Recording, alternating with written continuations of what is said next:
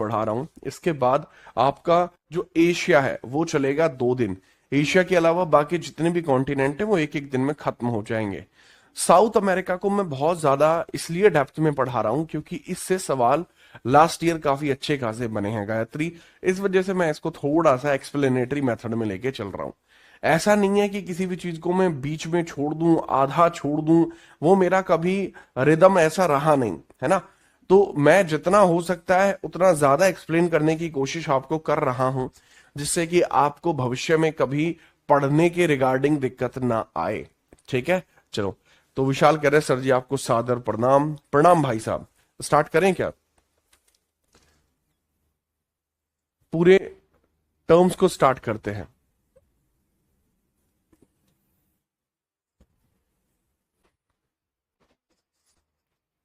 चलो जी, ठीक है Tripti, we are starting the class. ध्यानपूर्वक समझेंगे। अब आप एक एक चीज को बहुत आगे बढ़ते चले जाएंगे और समझते चले जाएंगे। लास्ट क्लास में हम यहां तक आपको पढ़ा चुके थे, प्रमुख ज्वालामुखी तक पढ़ा चुके थे। ठीक है, क्रिकेट का क्या प्लान है? क्रिकेट बहुत जल्दी ही, मैं जुलाई आते ही क्रिकेट के लिए आपको बुला लूंगा। जिसको क्रिकेट खेलना आता है उसको भी, जो मुझसे मिलना चाहता है उसको भी, उन सबको ही मैं नोएडा या दिल्ली बुला लूंगा और आप लोगों से एक मिला भेंट जरूर होगी। ठीक है, साल में मैं एक बार मिला भेंट जरूर करता हूँ सभी के साथ ही। अच्छा लगता है, मुझे भी अच्छा लगता है, जीवंत लगने लगता है। ठीक है, शाक्य आप जरूर आना, आप सब जरूर आना। अब इससे आगे हम स्टार्ट कर रहे थे जो आपका टॉपिक है रिवर्स वाला। ठीक है, तो बहुत इंपॉर्टेंट टॉपिक है, तो इसको आगे आप देखते चले जाएंगे। अगर इसी चीज को हमने यहां पर समझा अमेजोन रिवर के बारे में, तो अमेजोन रिवर साउथ अमेरिका की सबसे इंपॉर्टेंट रिवर है। इसको आप समझिए। अमेजोन रिवर के बारे में बता रहा हूं। दिस इज अमेजोन रिवर, जिसके आकार और इसके ओरिजिन का हम डिस्कशन यहां पे कर लेते हैं कि इसका आकार कैसा है, इसकी उत्पत्ति कैसी है। ये पेरू में एंडीज पर्वत वाला जो नेवाडो मिस्मी है, इससे निकलती है। कहां से निकलती है सर? सर जो पेरू क्षेत्र आप देखते हैं, पेरू, पेरू से ये निकलती है। पेरू में है एंडीज पर्वतमाला, जो नेवाडो मिस्सी में है, ये वहीं से निकलती है। नेवाडो मिस्सी से यह निकलती है। क्लियर है? नेक्स्ट हम समझते हैं कि ये पेरू, कोलंबिया और ब्राजील, इन तीनों देशों में बहते हुए अटलांटिक महासागर में गिरती है। किसने देशों में बहती है सर? ये पेरू, कोलंबिया और ब्राजील, इन तीनों देशों में बहते हुए अटलांटिक महासागर में गिरती है। ओरिजिन इसका कहां पे है? अगेन मैं बता रहा हूं, पेरू में जो एंडीज पर्वतमाला है, जो पेरू की एंडीज पर्वतमाला है, इससे नेवाडा मिस्सी नाम का क्षेत्र है, इससे निकलती हुई कोलंबिया में बहती है, सीधी पहुंचती है ब्राजील बहते हुए और ये नीचे गिर जाती है। ये इसका पूरा फ्लोइंग चार्ट है। ये दुनिया की मतलब लंबाई है लगभग 6400 किलोमीटर है। और अगर हम बात करते हैं मामले में, यह नील नदी के बाद, लंबाई के मामले में नील नदी के बाद दुनिया की दूसरी सबसे लंबी नदी है। अगर मैं आपसे कहूं दुनिया की सबसे लंबी नदी कौन सी है, तो आपके दिमाग में सीधा आंसर आएगा कि सिर्फ दुनिया की सबसे लंबी नदी आपको अगर दिखाई पड़ती है तो that is Nile. Nile river है, जो कि अफ्रीका कॉन्टिनेंट की रिवर है। लेकिन अगर मैं दूसरे नंबर पे जाता हूं कि दूसरे नंबर पे कौन सी नदी आएगी, तो इन दैट सर्टेन केस दूसरे नंबर पे आपकी अमेजोन ही होगी। लेकिन एक और बड़ी बात, दुनिया की सबसे चौड़ी नदी यही है। जब यह अटलांटिक महासागर में गिरती है तो इसका मुहाना 250 किलोमीटर तक चौड़ा है। 250 किलोमीटर मतलब यहां जहां मैं हूं, यहां से आप समझ लेना चंडीगढ़ लगभग 300 किलोमीटर है, तो थोड़ा सा रास्ता आप मान लीजिए। जैसे यहां से अंबाला 250 किलोमीटर है, तो यह इतनी चौड़ी है। इस लेवल का हिसाब किताब है इसका।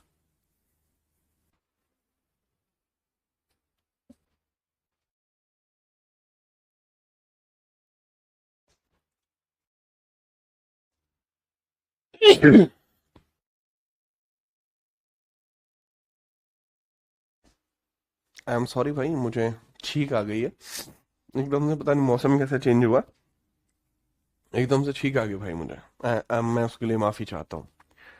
ठीक है, चलो स्टार्ट करते हैं आगे। मैंने ये बता दिया है कि अगर हम बात करते हैं सबसे ब्रॉडेस्ट रिवर आपकी कौन सी है, maximum river with the maximum with, वो यही है, रिवर विद मैक्सिमम विद, वो यही है। सबसे अधिक चौड़ाई वाली जो नदी है वो यही आपकी होगी। यही वो रिवर है जिसकी सबसे अधिक चौड़ाई है।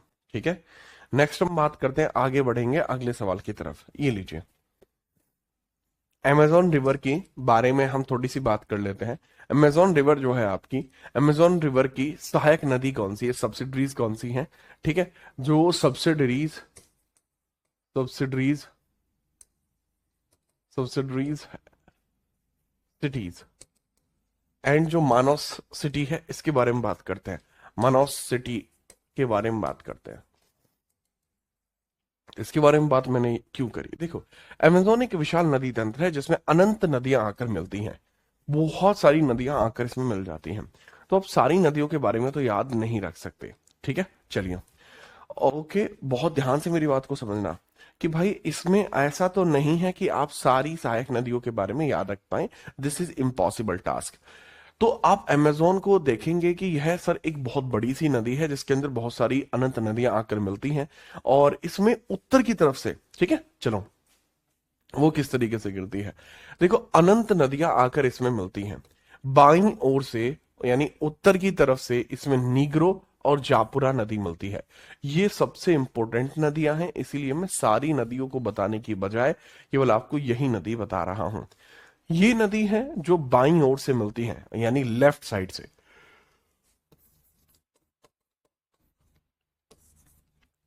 क्योंकि नदी जो बहती है वो कॉन्टिनेंट पे एक इस दिशा में बहती है, तो बाईं ओर का मतलब होता है नॉर्थ। तो नॉर्थ की तरफ से ये बहती है, और नॉर्थ से बहते हुए नीग्रो और जापुरा इसके अंदर मिल जाती है। देन अगर मैं साउथ की ओर से बात करूंगा तो मदेरा, जिसको मदेरा कहा जाता है, दूसरा तापुजास और जिंगू नदी, तो ये नदी यहां पर मिलती है। कुछ इस तरीके का इसका फ्लोइंग चार्ट है। चौड़ाई यहां तक पहुंचते पहुंचते 250 किलोमीटर की चौड़ाई हो जाती है। ठीक है, तो थोड़ा इसके बारे में भी याद रखना। इस नदी के किनारे एक बहुत प्रसिद्ध शहर है मानौस। मानौस शहर पूरी दुनिया में रबड़ उत्पादन, रबड़ के पेड़ों से बूंद बूंद करके छाल छील कर रबड़ बनाता है, और उसके लिए बहुत प्रसिद्ध है। मानौस सिटी को कहा जाता है the city of rubber. The city of rubber इसको कहते हैं हम, द सिटी ऑफ रबर। और इसके पीछे का कारण द सिटी ऑफ रबर क्यों कहते हैं? मानव शहर को सिटी ऑफ रबर इसलिए कहते हैं क्योंकि यहां पर सबसे अधिक रबर का प्रोडक्शन होता है। क्योंकि यह आपको दिखाई पड़ता है ब्राजील के समीपवर्ती क्षेत्र में ही है, और ब्राजील के समीपवर्ती क्षेत्र में होने के कारण इसके अंतर्गत इस तरीके की चीजें बहुत अधिक होती हैं। तो ये रबड़ के लिए प्रसिद्ध है, ये रबड़ के लिए प्रसिद्ध है। ठीक है, तो याद रखना, Manaus city it is famous for rubber, it is famous for rubber, famous for rubber, कि रबर के लिए बहुत ज्यादा फेमस हो जाएगा। This is famous for rubber, हमें भी पता लगता है कि सर रबर के लिए बहुत ज्यादा फेमस है। इसका नाम है मानौस। याद रखने का क्या कोई तरीका है? देखो, मानौस से याद रखना मनोदास, मनुदास। जब आपका मन उदास होता है तो कई बार आप रबड़ के टेडी बियर से खेलने लगते हैं, रबड़ के टेडी बियर से खेलने लगते हैं, तो इससे आपको याद हो जाएगा। लेकिन आपका जब मन उदास होता है तो आप एक रबड़ का खिलौना अमेजोन से मंगा लेते हैं। जब आपका मन उदास हो जाता है तो मन उदास मानौस शहर है तो अमेजोन से मंगाओगे, यानी अमेजोन नदी के किनारे है। रबड़ का खिलौना मंगाओगे मतलब रबड़ के लिए प्रसिद्ध है। तो इसके बारे में थोड़ा सा याद रखेंगे। आगे हम बात करते हैं अगला, अमेजोन के जंगल भी हैं। अब बात को समझना, विश्व का फेफड़ा इन्हीं जंगलों को कहा जाता है। जो अमेजोन रेन फॉरेस्ट है आपके, अमेजोन रेन फॉरेस्ट है आपके, इनको कहा जाता है the lungs of the world. कहा जाता है कि दुनिया का 20% ऑक्सीजन यहीं से निकलता है। इसके पीछे का रीजन है क्योंकि यहां पर मैक्सिमम नंबर ऑफ बायोडायवर्सिटी दिखाई पड़ती है। एक और बात, यहां पर सबसे अधिक बायोडायवर्सिटी होने के साथ पूरे विश्व में जितनी भी जनजातियां हैं उसका ऑलमोस्ट सारा हिस्सा यहां पर टाइप वाइज डिवाइडेड है। यहां हर प्रकार की जलवायु, जनजाति, पेड़ पौधे, जीव जंतु, कीटाणु, ठीक है, इंसेक्ट्स, हर कुछ यहां पर पाया जाता है। मैंने बताया this is known as the lungs of the world. The reason behind this because this produce 20% oxygen of the whole world. दूसरा है कि बायोडायवर्सिटी का मामला। यहां दुनिया में सबसे ज्यादा पेड़ पौधों और जीव जंतुओं की प्रजातियां पाई जाती हैं। मैं ऑलरेडी बता चुका हूं कि ये जो प्लेस है इसको कहा जाता है the God place of biodiversity. Biodiversity यहां पर पीक लेवल पर पाई जाती है। अगला, यह जंगल इतना घना है कि सूर्य का प्रकाश जमीन तक नहीं पहुंच पाता और आज तक कोई इसे पूरा नहीं घूम पाया है। अमेज़न के जंगलों को आज तक कोई भी पूरा नहीं घूम पाया है। कहा जाता है कि इसमें इतने राज छुपे हैं जिसका कोई जवाब नहीं। शायद यहाँ अमरता का वरदान भी हो, शायद यहाँ अपने मानसिक शक्तियां, अपनी शारीरिक शक्तियां बढ़ाने की भी कोई अलग से दवाई हो। बट बात क्या ही होगी, क्योंकि इसको पूरा घूम के नहीं देखा जा सकता। अब पूरा घूम के नहीं देखा जा सकता तो बहुत सिंपल है, जब तक रिसर्च नहीं की जाएगी तब तक पता कैसे लगेगा। बट हाँ, इतना जरूर है कि अमेज़न रेन फॉरेस्ट में बहुत सारे राज छिपे हैं, क्योंकि यहाँ कई बार तो ऐसा भी होता है, बहुत सारे स्थान ऐसे भी हैं जहां सनलाइट तक नहीं पहुंच पाती, पेड़ों ने इसको इतने घने प्रकार से ढका हुआ है। यह भूमध्य रेखा के डोल्ड्रम क्षेत्र 10 डिग्री नॉर्थ से 10 डिग्री साउथ के बीच में आता है, जहां हर दिन बारिश होती है। अब ये समझना, जो इक्वेटर लाइन है आपकी, इक्वेटर लाइन के ऊपर आपको डोल्ड्रम क्षेत्र देखने को मिलता है। लेट सपोज कि यहां मैं एक इक्वेटर लाइन खींच देता हूं। मान के चलिए कि यहां मैंने एक लाइन ऑफ इक्वेटर खींच दी, ठीक है सर। मान के चलो मैंने यहां पे एक इक्वेटर लाइन खींच दी। अब इस इक्वेटर लाइन के 10 डिग्री नॉर्थ 10 डिग्री साउथ में रहेगा ये, यहां 10 डिग्री नॉर्थ और 10 डिग्री साउथ। इस क्षेत्र को कहा जाएगा डोल्ड्रम क्षेत्र। इस क्षेत्र को कहा जाएगा डोल्ड्रम क्षेत्र। इस क्षेत्र को कहा जाएगा डोल्ड्रम एरिया, इसको कहा जाएगा डोल्ड्रम एरिया, इसको कहा जाएगा। और ये जो डोल्ड्रम एरिया है, यहां पे क्या होता है कि सर यहां हर दिन बारिश होती है। इस वजह से इस फॉरेस्ट के अंतर्गत कभी भी ऐसा हो ही नहीं रहा कि हम इस को कम होते हुए देखें। वर्षा की वजह से ये हमेशा बनता चला जाता है। देखो पीडीएफ आप सभी जानते हैं, ये टॉपिक जैसे ही हो जाता है पीडीएफ आपको प्रोवाइड कर दी जाती है। उसके लिए निश्चिंत रहिए, टेंशन फ्री रहिए। आप केवल ये फोकस करिए कि कौन कौन से फैक्ट्स आपके लिए जरूरी हो सकते हैं। ये मैं आपको सारे बताए, देन हम आगे बढ़ते हैं। ओरिनोको नदी और एंजल वाटरफॉल। केवल ऐसा नहीं है कि पूरे के पूरे साउथ अमेरिका में एक ही रिवर है, ऐसा बिल्कुल नहीं है। और भी रिवर्स है, और भी इनसे संबंधित तथ्य हैं। देखना शुरू करो। देखो यहां पर आपको ओरिनोको रिवर दिखाई पड़ेगी। यह वेनेजुएला देश में बहती है, गयाना हाईलैंड से निकलती है और अटलांटिक या कैरिबियन सागर में गिर जाती है। हमें क्या पता लगा यहां पर, यहां हमें बहुत ही प्यारा सा एक टर्म पता लगता है, ओरिनोको रिवर। ओरिनोको रिवर यहां दिखती है। ओरिनोको रिवर वेनेजुएला से निकलती है, ठीक है, वेनेजुएला से निकलती है।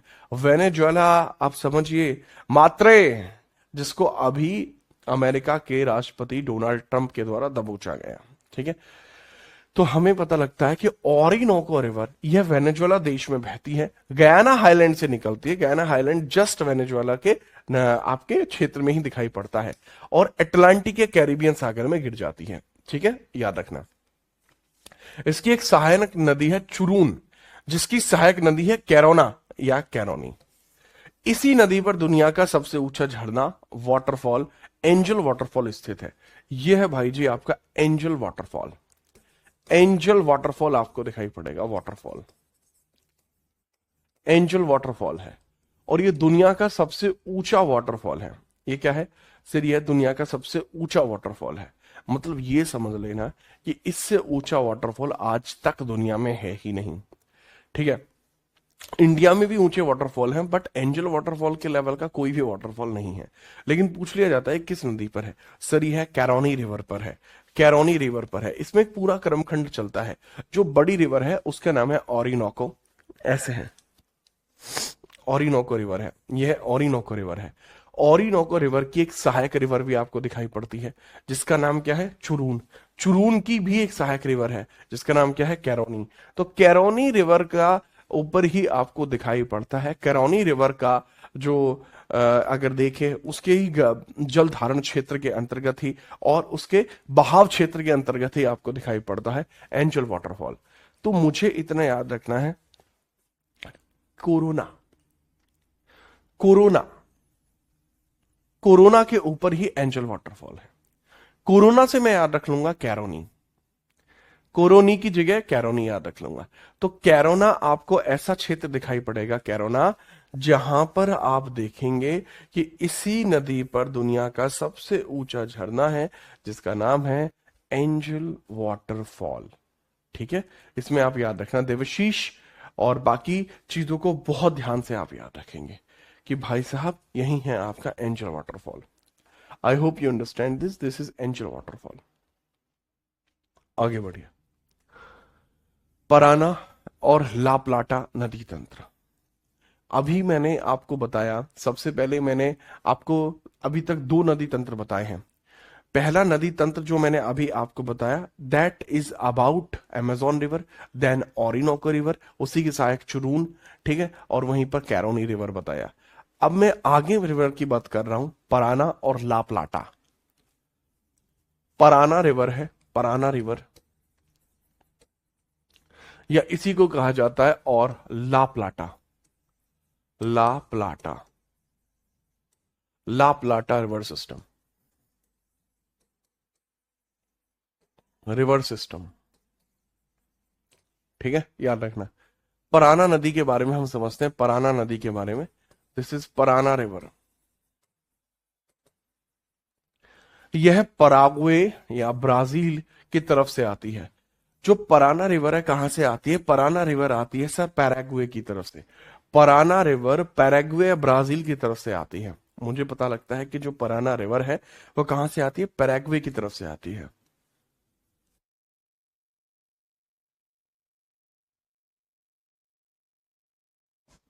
ठीक है, याद रखना। दूसरा हमें पता लगा कि सर एक है पराना रिवर, ये पैराग्वे या ब्राजील की तरफ से आती है। दूसरी रिवर है उरुग्वे रिवर, ये ला प्लाटा की तरफ से आती है, ब्राजील साइड से आती है। जो ला प्लाटा ब्राजील में वहां से आती है। दोनों नदियां उरुग्वे के मोंटेविडियो, जो इसकी कैपिटल है, इसके नीचे रियो ला प्लाटा की खाड़ी में गिर जाती हैं। मतलब जो उरुग्वे के जस्ट नीचे आपको एक क्षेत्र देखने को मिल जाता है, रियो ला प्लाटा, वहीं पर मिल जाती है। जब अर्जेंटीना की राजधानी है बुनस आयर्स और उरुग्वे की राजधानी है मोंटेविडियो, इसी नदी तंत्र पराना ला प्लाटा के किनारे स्थित है। पराना ला प्लाटा के किनारे स्थित है। ठीक है, याद रखना। मेरे ख्याल से आप समझ पाए होंगे। ये थोड़ा सा अजीब सा एक, आप समझ लीजिएगा, एक अलग सा तथ्य है, बट इसको समझना बहुत आसान पड़ेगा। मैंने आपको समझाने की कोशिश करी है कि सर जो पैराना रिवर है एक आपकी, जो पराग्वे या ब्राजील की तरफ से आती है, यहाँ पैराग्वे है, ब्राजील है, यहाँ की तरफ से आती है। दूसरी है उरुग्वे रिवर, ये ला प्लाटा की तरफ से आती है, यानी ब्राजील की तरफ से ही आती है। और दोनों नदियां उरुग्वे के मोंटेविडियो के नीचे रियो ला प्लाटा की खाड़ी में गिर जाती हैं। और एक एडिशनल फैक्ट हमें पता लगता है कि जो अर्जेंटीना की राजधानी ब्यूनस आयर्स है और उरुग्वे की राजधानी मोंटेविडियो है, वो इसी नदी तंत्र पराना ला प्लाटा के किनारे स्थित है। पराना और ला प्लाटा रिवर अलग अलग हैं, बट इंटरनेशनली जब हम देखते हैं तो हमें बताया जाता है पराना ला प्लाटा एक ही रिवर है। बट मैंने इसको ब्रॉड करके आपको समझाया कि भाई पराना रिवर अलग है और ला प्लाटा रिवर अलग है। नेक्स्ट, इतापू बांध, डैम, इटापू डैम है। पराना नदी पर एक बहुत विशाल डैम बनाया गया है जिसका नाम है इतापू। इस बांध का नाम इतापू डैम है। यह बांध ब्राजील और पैराग्वे देश की सीमा पर है। इसका उपयोग सिंचाई के पानी की भारी बहाव को कम करने के लिए किया जाता है। हमें बहुत सिंपली पता लग गया कि सर नाम तो बहुत इंपॉर्टेंट आपको होगा। नाम है इसका इटापू, इताईपू, इताईपू आपको देखने को मिल जाएगा। जो पराना रिवर है यहीं से हमें पता लगता है। पराना रिवर के ऊपर ही इताईपू डैम है, काफी बड़ा डैम है। ठीक है, और ये पूरा आपका ब्राजील के और जो पैराग्वे है इसके बिल्कुल बॉर्डर पे बनाया जाता है। और इसका काम बहुत सिंपल है। इसका काम है इरिगेशन के वाटर को एक तरीके से रेगुलेट करना। इसकी वर्किंग को अगर हम देखते हैं, इसकी वर्किंग इज वेरी सिंपल। इसकी वर्किंग बहुत सिंपल है। वर्किंग इसकी क्या है वो समझ लीजिएगा। इसकी वर्किंग होगी कि sir maintain the irrigation water, maintain irrigation water, इसका काम होगा maintain irrigation water, irrigation water, maintain irrigation water. Irrigation water को मेंटेन करना इसका काम रहता है। क्या काम रहता है इसका? इरिगेशन वाटर को मेंटेन करना इसका काम रहता है। मेंटेन इरिगेशन वाटर को मेंटेन करना इसका काम रहता है। ठीक है, कोई समस्या तो नहीं है? नहीं सर, बिल्कुल भी समस्या नहीं है। इरिगेशन वाटर को मेंटेन करना इसका काम रहता है। हमें एकदम क्लियर तरीके से समझ में आता है। ठीक है, ओके सर, नेक्स्ट आगे बढ़ते हैं। आगे हमें पता लगता है कुछ अन्य महत्वपूर्ण रिवर्स भी हैं, उनको भी देखना है। कुछ अन्य महत्वपूर्ण रिवर्स भी हैं, आप उनको भी थोड़ा सा देखेंगे। ठीक है, चलिए। There are some important rivers, मैं दोबारा बता रहा हूं, चाहो तो आप इसे छोड़ भी सकते हैं, ठीक है, रहने देना आप इसको। Sao Francisco river, Sao Francisco, मेरी बात को बहुत ध्यान से समझना। सैन फ्रांसिस्को नॉर्थ अमेरिका में है, बट ये साओ फ्रांसिस्को है। कई बार इससे कंफ्यूजन पैदा होती है, कंफ्यूजन इससे पैदा होती है, लोगों को लगता है दिस इज सैन फ्रांसिस्को। भाई सैन फ्रांसिस्को जो है, सैन फ्रांसिस्को जो है ये नॉर्थ अमेरिका में है। This is in North America. San Francisco North America में है। कहां है? नॉर्थ अमेरिका में। यह साओ फ्रांसिस्को है। ये पूर्ण रूप से ब्राजील में बहता है और इसे राष्ट्रीय एकीकरण की नदी कहा जाता है। This is known as the river of national integration. इसको क्या कहा जाता है? इसको कहा जाता है रिवर ऑफ नेशनल इंटीग्रेशन, इसको कहा जाता है। किसको? साओ फ्रांसिस्को को हम बोलते हैं river of national integration. Colorado river Argentina की सबसे बड़ी नदी है, कोलोराडो, ठीक है, और ये अटलांटिक महासागर में गिरती है। बात खत्म। एस्क्यूबो रिवर, ये गयाना देश की सबसे लंबी नदी है, एस्क्यूबो। अच्छा, मैं आपको एक बात बताऊं, आपको हमेशा सारी रिवर्स याद नहीं रखनी है। अब जैसे मैंने तो आपको बता के आगे बढ़ जाऊंगा, क्या मुझे ये याद है? देखो यार, मुझे कोलोराडो तो याद है कि हाँ भाई अर्जेंटीना है, यहाँ सबसे बड़ी रिवर है। अर्जेंटीना की रिवर क्यों याद है? क्योंकि अर्जेंटीना चर्चाओं में रहता है। ठीक है, मैसी यहाँ से बिलोंग करते हैं और मैसी ऐसा पर्सन है जो कि बहुत अच्छी फैन फॉलोइंग रखता है और वो हमेशा चर्चाओं में बन जाते हैं। तो कोई भी नेशनल न्यूज जो होती है वो अर्जेंटीना से आसानी से आ सकती है। बट वहीं अगर हम बात करते हैं गयाना, गयाना से कभी कभी कोई न्यूज आती है, बहुत रेयर है कि गयाना की कोई न्यूज इंटरनेशनल न्यूज बन जाए। लेकिन जब गयाना की कोई न्यूज इंटरनेशनल न्यूज बनेगी तब एस्किबो रिवर जो होगी उसका बहुत बड़ा योगदान हो जाएगा। तो आप इसको ऐसे याद रखा करिए कि अगर कभी आपको लगे कि हाँ भाई ये खबर तो बहुत जरूरी है, तब आप उसके बारे में याद रखना कि अगर खबर जरूरी है तो खबर को याद रखना भी जरूरी होगा। ठीक है, तो इस तरीके से आपका याद होता है। चलो आगे बढ़ते हैं, लेक्स की बात करते हैं। अब लेक्स को क्यों याद रखना जरूरी है? भाई लेक्स को इस कारण से याद रखना जरूरी है क्योंकि जो लेक्स होती हैं वो कई बार पेपर में सवाल बन जाते हैं। जैसे अगर आपसे पूछ लिया जाए टीटीकाका लेक, टीटीकाका लेक के बारे में आपसे पूछा जा सकता है कि भाई जो टीटीकाका लेक है ये किस देश की सीमा पर है? किन्हीं दो देशों की सीमा पर है। आप बताएंगे बोलीविया और पेरू की सीमा पर है। तो ये पता तो हो तभी तो बता पाओगे। बात को समझना। मेरा एक दोस्त था जिसका नाम था राजपाल। राजपाल का हमेशा अपना एक हिसाब किताब था। ठीक है, राजपाल यादव नहीं, राजपाल, राजपाल सिंह। तो राजपाल भाई का हमेशा कहना होता था कि सर, मतलब भाई कहता था पहले तो वो कि नहीं, हाँ पहले भाई कहता था वो, पहले भाई कहता था कि भाई यार ऐसे ऐसे है, ये सवाल तुम्हें कर रहा था पर याद नहीं हो रहा भाई। तो मैं उसको बताने लगा कि भाई देख सारे सवाल याद रखने जरूरी नहीं है, जो रिलेटिव क्वेश्चन है उसको याद रख। ठीक है, तो एग्जाम में 90% चांसेस होंगे कि जो तूने पढ़ रखा वही आएगा। तो फिर वो जब पेपर दे के आया, मेरी इस बात को सुनने के बाद उसने अपने कामों में बहुत सारे परिवर्तन करा और जब वो पेपर दे के आया तो उसने उसके बाद मुझे भाई कहना बंद कर दिया, फिर वो मुझे सर कहने लगा है। ठीक है, हालांकि अब वो सिलेक्ट हो चुका है। ठीक है, अब यहां पर समझना, लेक टीटीकाका है ना, ये दुनिया की सबसे ऊंची नौगम्य झील है जहां नाव चलाई जा सकती है। मतलब this is one of that lake जहां पर बहुत आसानी से नाव भी चलाई जा सकती है। यह है आपकी टीटीकाका लेक। ये आपकी टीटीकाका लेक है, दुनिया की सबसे ऊंची नेविगेबल लेक है जहां नौका चलाई जा सकती है। आगे हम विचार कर रहे हैं कि जितना जल्दी हो पाए आरपीएससी, बीपीएससी और यूपीपीएससी के लिए अलग से वीडियोस वगैरह, कंटेंट वगैरह आपके लिए लाया जाए। ठीक है, दैट विल बी सून। तो मैंने बताया बोलीविया और पेरू देश के पास है। अब देखो याद रखने का तरीका क्या है कि बोली कैसी बोली है, T T T T T T T T कक कक कक ऐसी बोली है। सच्ची बात है, जी हाँ ऐसी बोली है। ठीक है, तो आपको पता लगेगा कि बोली है एकदम टीटी काका और पेरू देश की सीमा पर है, बोलीविया और पेरू की सीमा पर है। इसके किनारे अत्यंत प्राचीन सभ्यता निवास करती थी जिसे इंका सिविलाइजेशन के नाम से जाना जाता है। सर इंका सिविलाइजेशन यहीं पर थी। इंका सिविलाइजेशन जैसे हमारी सिविलाइजेशन है इंडस वैली सिविलाइजेशन, उसी से हम ओरिजिनेटेड हैं।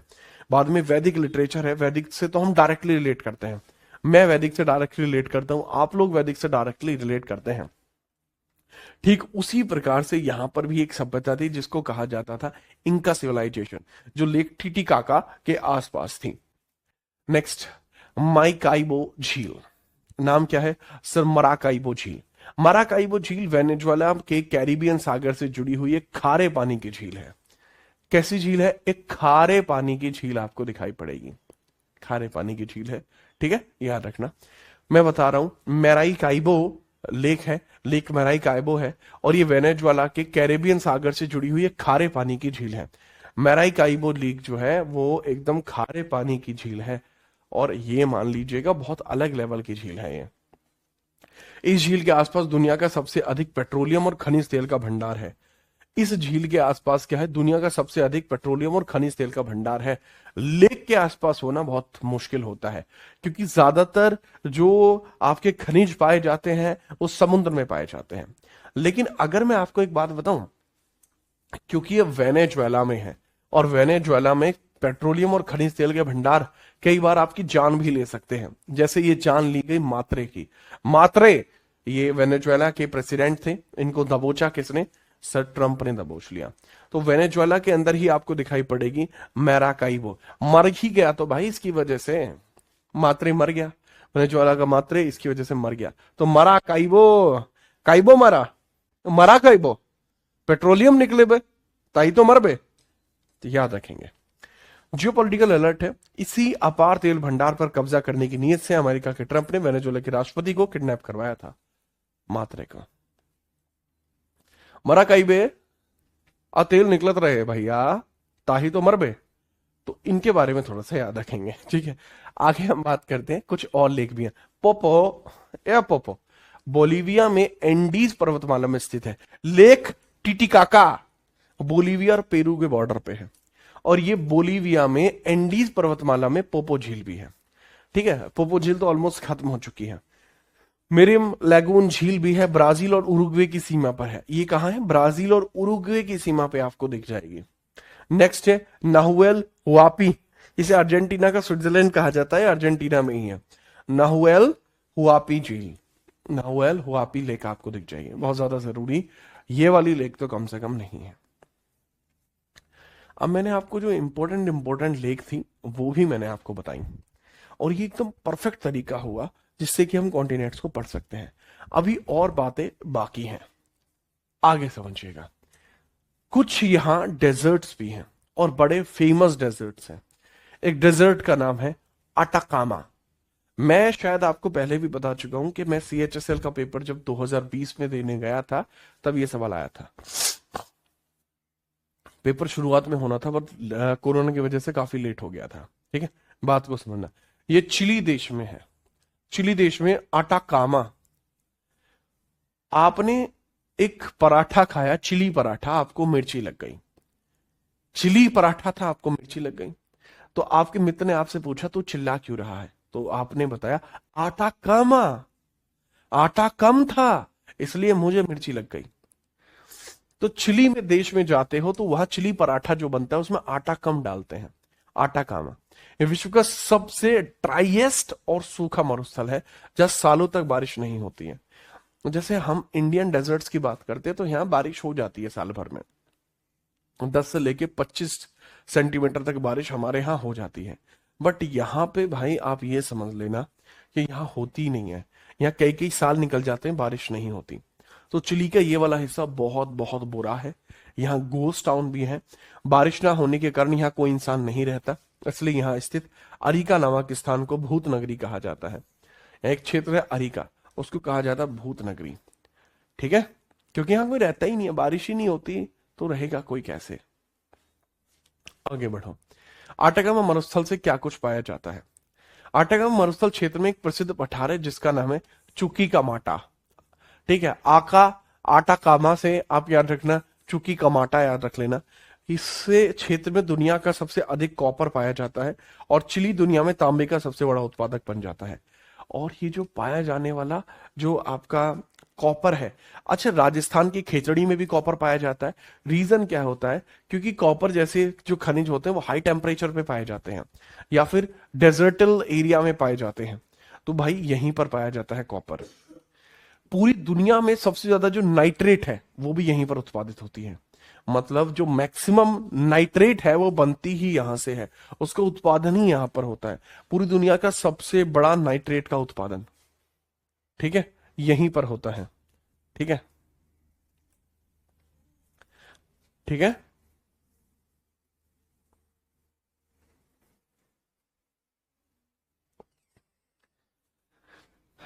ठीक है, चलो ठीक। आगे के कॉन्टिनेंट्स जैसे जैसे पढ़ूंगा ना, मैं कोशिश भी करूंगा कि हाथ से ज्यादा आपको कंटेंट दिया जाए। इसमें यार खाली इमेजों का चक्कर पड़ता है। अब जैसे यहाँ चिले है, तो चिले के बारे में आपको पता लग रहा है कि अच्छा सर जो इसकी वेस्टर्न बाउंड्री पर है, तो इस वजह से मैं इसको डिजाइन, मतलब सिर्फ ज्योग्राफी को मैं on the basis of slide पढ़ाता हूँ। और कोई भी सब्जेक्ट, मुझे नहीं लगता कि मैंने कभी किसी सब्जेक्ट को ऐसे ऑन द बेसिस ऑफ जो है स्लाइड पढ़ाया होगा in the foundation batches. Foundation batches में मैं कभी नहीं पढ़ा था।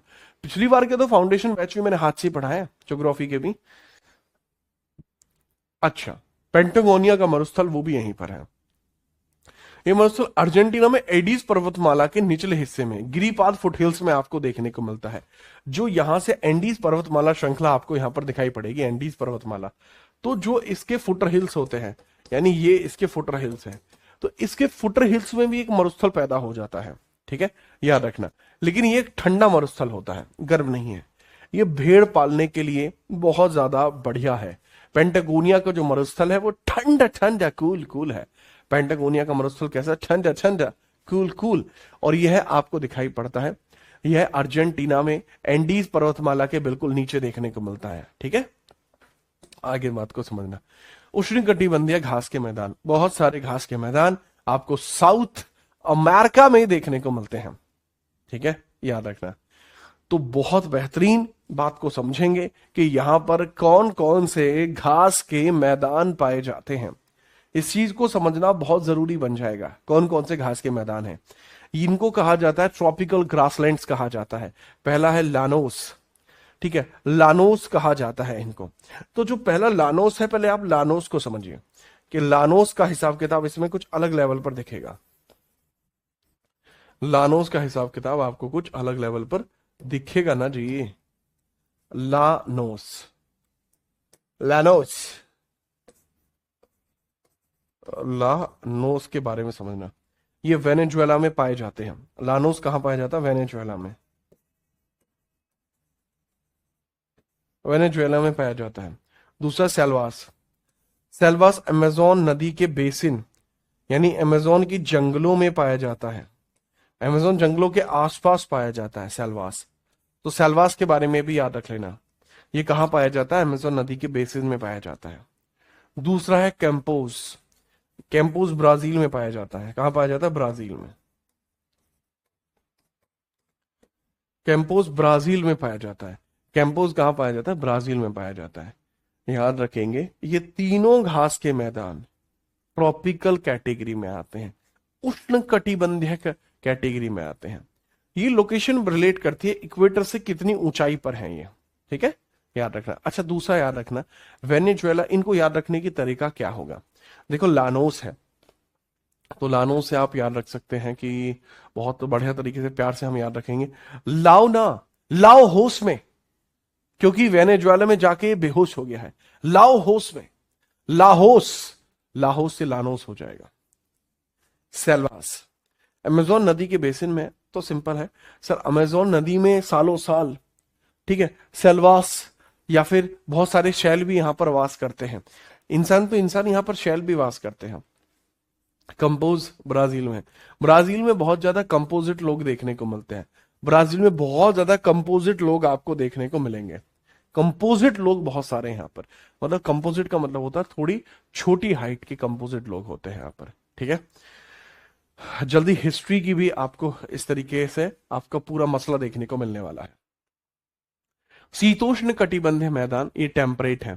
ठीक है, ये मकर रेखा के नीचे है, अर्जेंटीना में पाए जाते हैं ये। ठीक है, यहां वीट का उत्पादन बहुत अधिक होता है। पंपास, पंपास अर्जेंटीना के अंदर पाया जाता है। पंपास, हार्ट ऑफ अर्जेंटीना इसको कहा जाता है। याद रखना, अगर किसी टीना को, टीना है मान के चलो, कोई टीना है, टीना अपने पास हमेशा पंप रखती है। टीना अपने पास हमेशा पंप रखती है, पंप पास रखती है टीना, क्योंकि टीना को मजा आता है पंप चलाने में, कि पंप चला के हवा भर देती है टीना तुरंत से। तो भाई बहुत मजा आता है टीना को, तो टीना इसलिए हमेशा पंप पास रखती है। पंप पास रखती है हमेशा टीना। गेहूं बहुत अच्छा होता है। पंप पास को अर्जेंटीना का हर्ट कहा जाता है। ग्रान चाको, ये बोलिविया, पैराग्वे और अर्जेंटीना तीनों देशों में फैला हुआ है। नाम क्या है? Grand Chaco. नेक्स्ट है मोन्टाना। ठीक है, ये एंडीज पर्वतमाला के पूर्वी ढलान में पाया जाता है। पूर्वी ढलान का मतलब है यानी इधर साइड, थोड़ा ठंडा रहता है। ये भी थोड़ा ठंडे वाला आपका है। जो मोन्टाना है ये भी थोड़ा ठंडे वाला आपका हिसाब किताब हो जाएगा। ठीक है, तो इसके बारे में भी आप लोग याद रखेंगे। नेक्स्ट आगे बढ़ते हैं। अब आते हैं ब्राजील के कॉफी के मैदान। इनको क्या कहा जाता है सर? ब्राजील के कॉफी के मैदान में कहवा रहता है। दुनिया में सबसे ज्यादा कहवा या कॉफी का उत्पादन ब्राजील में होता है। साओ पोलो विश्व का सबसे बड़ा कॉफी का मंडी है।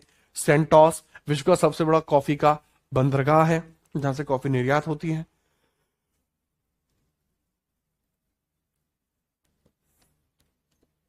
ठीक है, याद रखना,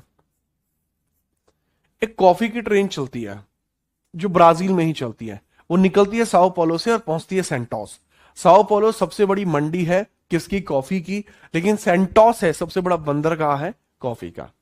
दूसरा, साओ पोलो से सेंटोस तक चलने वाली ट्रेन है फजेड़ा। किसको कहा जाता है सर? फजेड़ा कहा जाता है कॉफी के बागानों को। कॉफी के जितने भी बागान हैं, यानी जहां कॉफी होती है, उसको ब्राजील में फजेड़ा कहा जाता है। फजेड़ा, फजेड़ा। ठीक है, थोड़ा सा याद रखना। कॉफी ट्रेन कहां से कहां तक चलती है सर? साओ पोलो से चलती है सेंटोस तक। आगे बढ़ते हैं। ब्राजील के बारे में कुछ अन्य तथ्य। ब्राजील को सांपों को भीमुई कहा जाता है। अमेज़न के घने जंगलों के कारण ब्राजील के सांपों को भीमुई कहा जाता है, क्योंकि ब्राजील में बहुत ज्यादा सांप पाए जाते हैं। ठीक है, बहुत बहुत ज्यादा सांप यहां पर पाए जाते हैं। इतने सांप शायद पूरे विश्व में कहीं और ना मिलते हो। दूसरा, गन्ना और सोयाबीन भी अच्छे खासे लेवल पर मिलता है। ब्राजील इन दोनों के उत्पादन में पहले स्थान पर है, और चीनी का तो प्रमुख निर्यातक भी यही है। बालसा, अमेज़न जंगलों में मिलने वाली ये दुनिया की सबसे हल्की लकड़ी है, जिसका वजन 200 ग्राम होता है, जो ब्राजील में मिलती है। नाम है इसका बालसा। सबसे ज्यादा हल्की वाली लकड़ी है बालसा। बालसा का मेरे पास बना हुआ जो क्रिकेट बैट था एक टाइम पर। ठीक है, बट वो इतने स्ट्रांग नहीं रहते, तो वो केवल प्रैक्टिस के लिए यूज कर सकते हैं आप। और वो भी आप यूज करते हैं जो आपकी वाइंड बॉल होती है उससे रिलेट करके। तो बालसा बहुत हल्की लकड़ी होती है और बड़े मतलब बहुत ही स्पेसिफिक कामों में यूज की जाती है। ठीक है, याद रखना। अगला है इताबीरा। इताबीरा ब्राजील का, दुनिया का, ठीक है, आयरन ओर है इताबीरा खान जो है। ठीक है, मैं इसके बारे में लिख देता हूं, ये पूरा पॉइंटर गलत किया हुआ है यहां पे, तो आप याद रखेंगे। यह है ब्राजील की सबसे बड़ी आयरन ओर की खान है, सबसे बड़ी लोह अयस्क खान है ये, ब्राजील की सबसे बड़ी लोह अयस्क खान। इसको आप सीधे तौर पर याद रखेंगे। ठीक है, मैंने क्या बताया, आप इसको याद रखेंगे। ब्राजील की सबसे बड़ी लोह अयस्क खान है ये। ठीक है, मैंने बड़े प्यार से आपको समझाया। Brazil, Brazil's iron ore, iron ore, ठीक है, की जो खान है, आयरन ओर की खान है। एक तरीके से कहें तो सर खान है, तो खान के टर्म को आप याद रख सकते हैं। This is the largest ore of iron in Brazil. ठीक है, माइन बोलते हैं खान को, माइन। पेंटानल ब्राजील में स्थित विश्व का सबसे, ठीक है, बड़ी आर्द्रभूमि है। विश्व की सबसे बड़ी आर्द्रभूमि आपको दिखाई पड़ेगी, ब्राजील की विश्व की सबसे बड़ी आर्द्रभूमि आपको दिखेगी, विश्व की सबसे बड़ी आर्द्रभूमि आपको दिखाई पड़ेगी जिसका नाम है पेंटानल। पेंटानल एक लेक है, पेंटानल एक लेक है, पेंटानल लेक है। ठीक है, कोई समस्या तो नहीं? बिल्कुल भी समस्या नहीं, आगे बढ़ो। कोलंबिया और इक्वाडोर की विशेषता। कोलंबिया पन्ना एमोलैंड उत्पादन में दुनिया में पहले स्थान पर है और कॉफी में तीसरे स्थान पर है। कोलंबिया के बारे में आपने सुना होगा, पन्ना की तमन्ना है कि हीरा उसे मिल जाए, तो वो वाला जो पन्ना है, ठीक है, याद रखना। तो पन्ना की तमन्ना है कि हीरा उसे मिल जाए, एग्जैक्टली पन्ना एक बहुत ही रिच सा आपका एक रतन होता है। तो यह सबसे ज्यादा कहां बनता है? कोलंबिया में, जहां गुंडे बदमाश ये लोग हैं। इक्वाडोर ये केले के लिए फेमस है और केले का निर्यात बहुत बड़े लेवल पे करता है। इसके अलावा जो गयाकुई बंदरगाह है, इसको प्रशांत सागर का पर्ल भी कहा जाता है। यहाँ प्रसिद्ध है आपका गैलापागोस द्वीप है जो इसी के रिलेट करता है। इक्वाडोर के नजदीक ही आपको गैलापागोस द्वीप आपको दिखाई पड़ेगा। ठीक है, थोड़ा सा इक्वाडोर वगैरह के बारे में याद रख लेना, और ज्यादा कुछ इसमें है नहीं। चिली की विशेषता मैं आपको ऑलरेडी बता चुका हूं, विश्व का सबसे संकरा, नैरो, पतला और लंबा देश है। दुनिया का सर्वाधिक लैटिट्यूडनल एक्सटेंट इसी का है। इसके अलावा कोई और देश नहीं है जिसका लैटिट्यूडनल एक्सटेंट इतना हो। छात्रों को दुनिया के टॉप 5 देश खोजने का होमवर्क दिया गया है, ठीक है, इसके तौर पर भी आप याद रखना।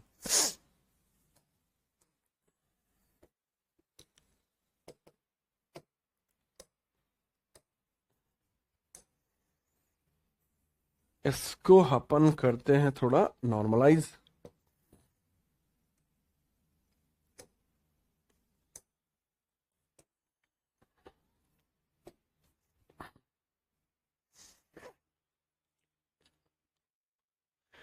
आगे जैसा कि हम देशों की विशेषताओं की बात कर रहे हैं, तो इसमें समझेंगे आप चिली देश की विशेषता।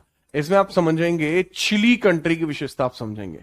विश्व का सबसे नैरो, पतला और लंबा देश है और इसका जो आपको लॉन्गिट्यूडनल एक्सटेंट आपका है, लॉन्गिट्यूडनल एक्सटेंट मैक्सिमम है, मैक्सिमम है, मैक्सिमम मैक्सिमम है।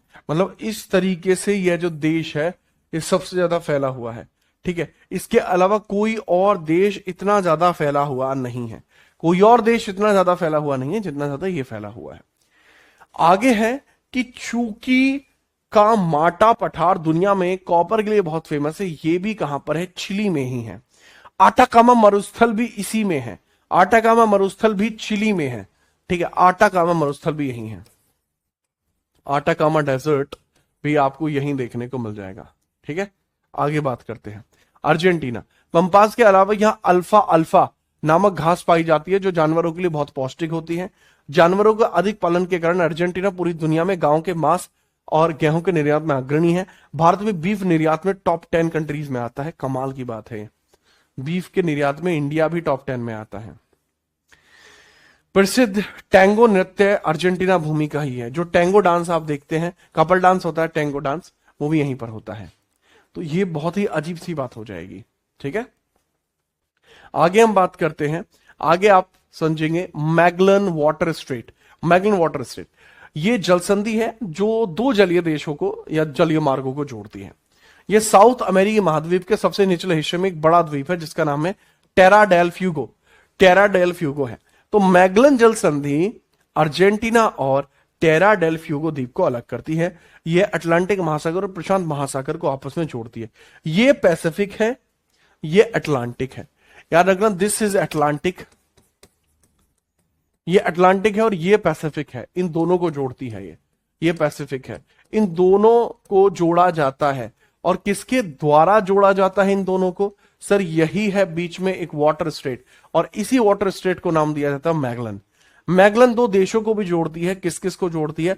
अर्जेंटीना को और टेरा डेल फ्यूगो को। अर्जेंटीना को और टेरा डेल फ्यूगो को जोड़ती है, टेरा डेल फ्यूगो को जोड़ती है। इसके अलावा फॉकलैंड विवाद बहुत ज्यादा फेमस है। मैगलन जनसंधि के पूर्व में अटलांटिक महासागर के द्वीप में एक समूह है जिसका नाम है फॉकलैंड आइसलैंड, जो यहीं पर पड़ता है। और इस द्वीप पर यूके ब्रिटेन का कब्जा है। अर्जेंटीना दावा करता है कि यह उसका क्षेत्र है, खनिजों के लिए महत्वपूर्ण है। इस द्वीप को लेकर विवाद चलता रहता है। अर्जेंटीना और यूके के मध्य विवाद है, और यह बहुत इंपॉर्टेंट रहेगा कि आप इसको याद रखें। आगे बात करेंगे जलधारा पेरू और हम्बोल्ट जलधाराएं हैं। दक्षिण अमेरिका के पश्चिमी तट पेरू के पास एक ठंडी जलधारा बहती है, इसे हम्बोल्ट की जलधारा कहा जाता है। यह ठंडी जलधारा के कारण बारिश नहीं होती है, जिससे आटाकामा मरुस्थल का निर्माण हुआ। यह जलधारा आगे बढ़कर भारत में मानसून एल नीनो प्रभाव को भी प्रभावित करती है। बहुत जरूरी है ये, ठीक है, याद रखना। इसी के साथ साउथ अमेरिका के मेजर फैक्ट्स मैं आपको बता चुका हूं।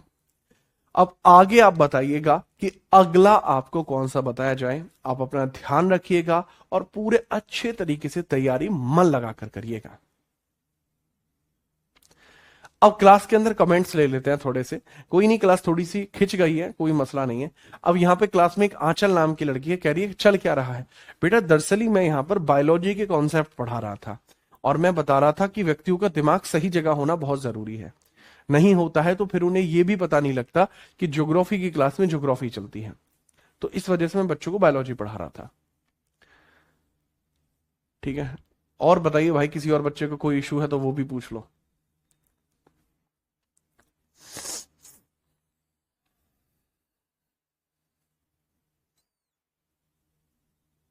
जी भैया, जी भैया। सर योर वॉइस ऊ लाला। अमन ऐसे ही है भैया।